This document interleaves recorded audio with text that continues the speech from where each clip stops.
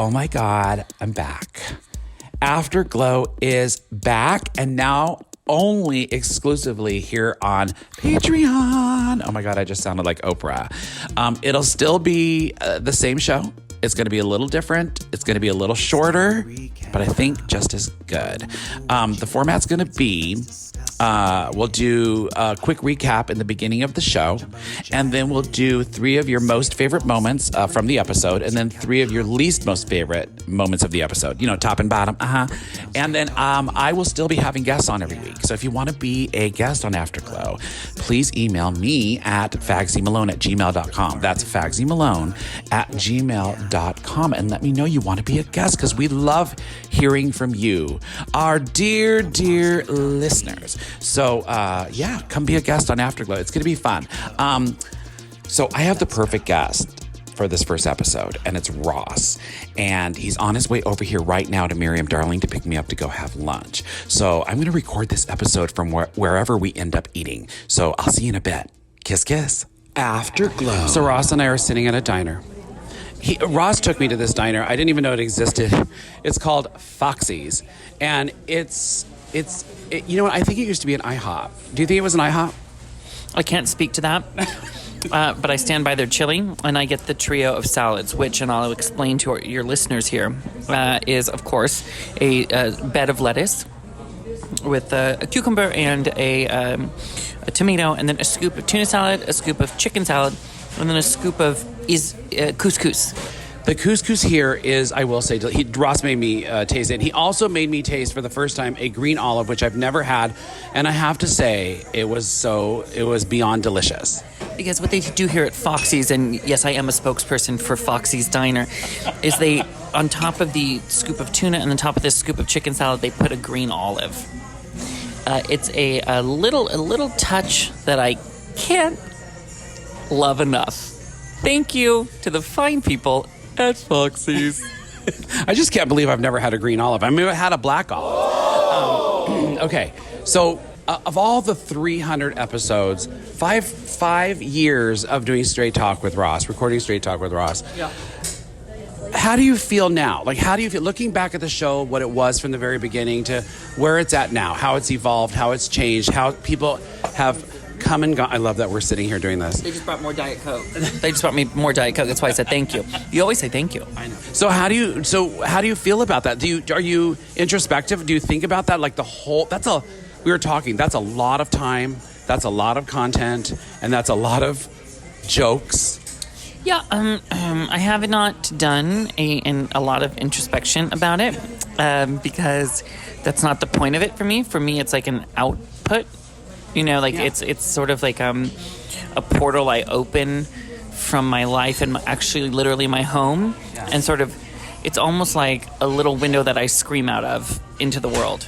Right. So I don't use it for introspection necessarily. I use it for output. You know. Yeah.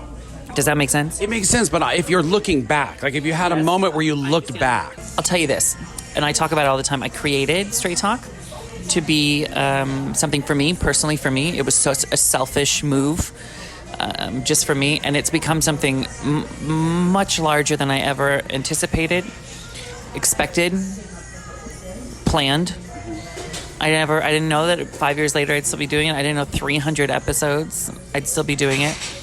But what it feels like now for me is it feels like a necessity. Right. Not just for me, but also for like the world. I don't mean that we're huge in the world at large, but for the Straight Talk world, which includes all the listeners, I feel like we kind of need it right now. Like that's why I keep doing it, is because, God, it would leave such a huge void if it wasn't there for everybody who loves it. Looking back, like we've talked, you've said this before, it's now like an audio reality show. What happened? You dropped something on the floor? Sorry, I was looking under the table because I'm wearing a slide and the slide fell off. I actually felt it. No, and I simultaneously knew the slide fell off my foot and hit my other foot, but then I looked to make sure it wasn't a rat. You know, because I needed to know. I needed just to know, like, oh, no, is it a rat? No, okay, it's my slide. I saw you looking under the table and I actually felt something, and it did feel like a rat. I'm still like 80% sure it was my slide. Okay, back to the question. So how do you like what it is now? Like it's a completely different show, really. Like The show evolved, and I started realizing it could be whatever we wanted it to be, and it was just more fun to hang out together, you know. Yeah. And so every week I try to approach it like, okay, two things: what's really going on in our lives, and two, what's something fun we can do together to laugh. Do you ever think about the future of the show? Do you ever think of ideas of where you'd like it to go or what it could be? I mean, I've had people message me and, people saying, oh, it should be on Netflix. It should be on Facebook Watch. Like, you guys would be great at a table on a show. Like, do you ever think like that about it, or are you just in the moment? I have thought about it, and then I don't. I'll tell you why. One time when I was doing Hollywood Today Live, we actually did an episode in that studio, and we were like, oh, maybe we'll turn this into something and shoot it here and da-da-da. And so we shot in there, and the one person who was in charge, who I didn't like, said, oh, I just watched it. Here's some notes. And he gave me some notes. And I just started laughing. I said, we're never doing it here again. Okay. I love that. I think you love doing the show because you don't have to follow rules. I think that's why you started the show. You didn't have to answer to anybody. You could just be real and be yourself and throw it all out there. And you really do. You've really thrown it out there, Ross. Do you ever step back and go like, oh my God, I really, like, what did I do? Like, what am I doing? Do you ever? Well, no, because when we first started it, I remember Taya said to me after like this first or second episode, Tater Tot, she goes, this is the most I've ever seen you be with a microphone or a camera or something. And I just thought, like, oh, well, then I can do that. If my best friend's telling me that, then I can do that. But I wish you could have been there when that guy gave me notes. And I just started laughing. And I called Mark and I was like, we're not doing it here. And I got in so much trouble. I love that. One of the things I love about Straight Talk is that I love how sloppy it is and how it's just a mess. And you've called it a mess. So when you started Straight Talk, was that, did you make a conscious decision that you wanted the show to be that? Like, did you decide, like, I'm going to make it messy and just be sloppy with this? Or did it happen organically, just happen over time? Or is that just your nature? Okay, simultaneously, totally by accident. I figured it out as I went along, totally against my nature. I come from, I was doing plays since I was like 8, so I'm like a showman. You know what I mean? Yeah. I hit my dance number. I know my words. I'm in key. I know everything. I come from Leno school, which is like professional to the hilt. I mean, that's the best of the best of the best of the best. So it was the antithesis of everything I've ever known how to do performing wise, but it was the exact kind of thing I loved listening to, right, or loved watching. I love raw. I love I like when it's kept real, I love when the news anchors mess up. I love when, you know what I mean? Oh, totally. And so it's everything I loved. And so then I thought, well, why can't I just do that and just keep it, just bareback it. Oh my God, bareback it. Well, I love it. What hooked me in was the fact that when I first listened to it, Roz, what I identified with it and laughed really hard about, and what got me to just love it, was the fact that you had the opening of the music, Dolly Parton's Straight Talk, and from the movie. Like, did you think you were like the Dr. Shirley? And you have to know that before I met you, before I became friends with you, that movie meant so much to me, and I was obsessed with everything. I watched that movie a gazillion times. So the fact that you took the theme song from it and made it that, like, was so funny. Well, that's how it happened. I was in the shower where all my good ideas happened, and I thought, it was when, Hello Ross went away, and I was like, what do? I should start a podcast. And I'd be like, oh my God, I'll be like Dr. Shirley. And then I go, Straight Talk. Well, it's called Straight Talk. That's funny. I'll do straight. You know what? I'll use the song until Dolly's lawyers tell me I can't. And so far. So far, so good. But I just love how ironic it is, Straight Talk. I mean, it's just so perfect. Okay, so we're going to make this quick. It's time for top and bottom.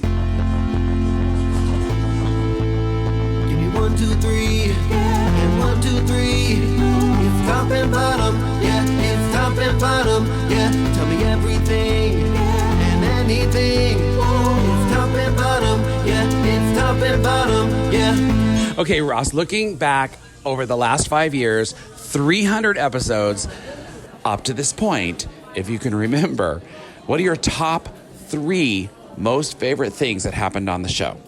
Well, I mean, they're all.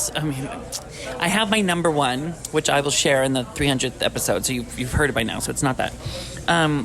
My top 3.